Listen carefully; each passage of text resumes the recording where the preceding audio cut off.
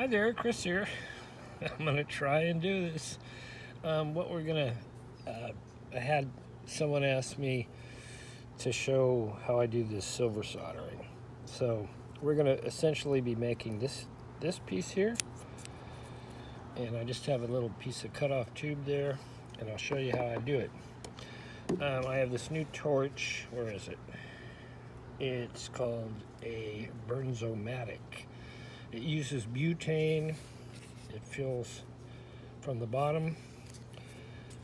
I don't even know if we can see the flame on the camera, but we'll see.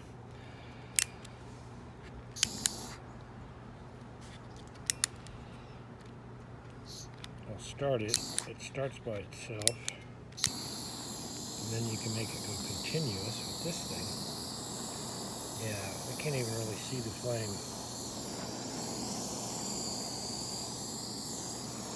I'm working upside down and backwards here, so hopefully I don't burn up the camera.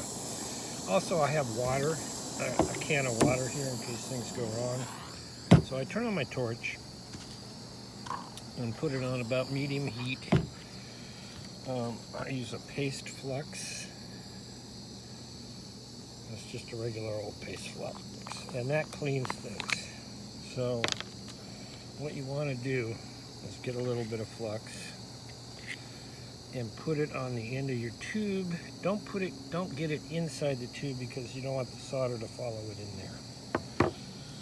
And then I'm going to have this piece of brass rod here, and we're going to put it on. And I just cut this off with bolt cutters. You do it with a, what do you call it?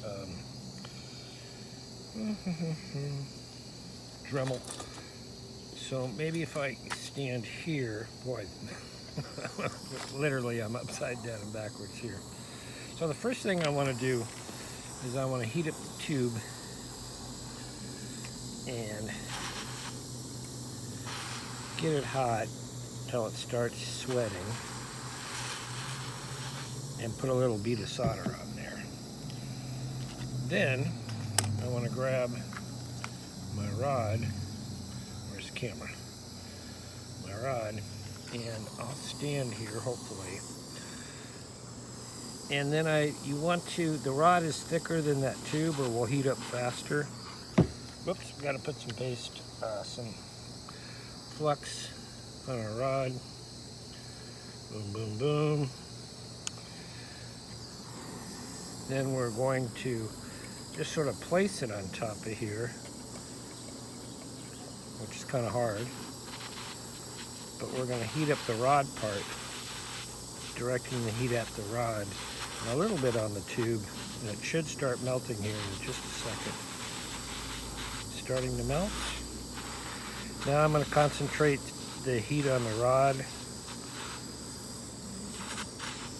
to try and pull that solder up onto it. Okay, just a little too hot there. Okay, now we're done. Nobody moves. Well, see, like I say, nobody moves. I'm going to use a little more flux. I've only done this used this torch about 3 times, but works better than my plumbing torch.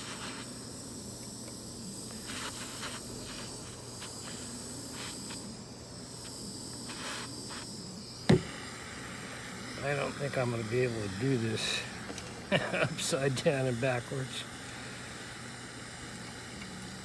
And you want to just wait till this gets cool. Oh, I'm burning a hole in my water can.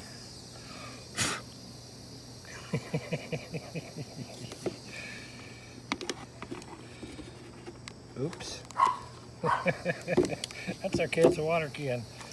So, and also, after it's cooled a little bit, you can stick it in the water to make sure it's cool enough. So there's basically, where are we? There's basically a quick little joint, and the solder did go up on the rod a little bit. You want to make sure you get it all the way around. I can't see. Yeah, it did get up there. So that's probably fine. Next thing I do is I clean it off. Make sure it's cool enough, because this stuff is hot. I'm going to turn my torch off. Kill the dogs next door. And so what I would do now is to take my Dremel and cut this off a little higher than I want.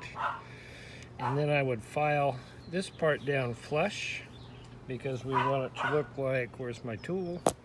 Whoa, sorry. Yeah, I'm literally upside down and backwards. We want it to look like this tool here,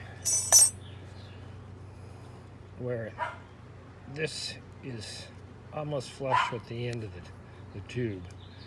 And then you want to make it the right thickness this way to go on the levers. Anyway, that is a very quick and dirty video on that.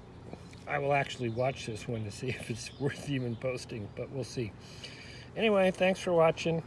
Again, I'm not an expert at this, but I've had some good results with this new little torch. It's much better than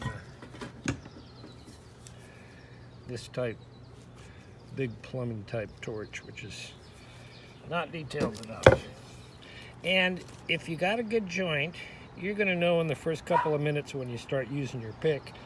A good joint, this won't fall off. If you've got a bad joint, if you've overheated it, or your solder didn't go where you wanted it to, then it'll break off almost immediately. So there you go. Thanks for watching. We'll see you next time.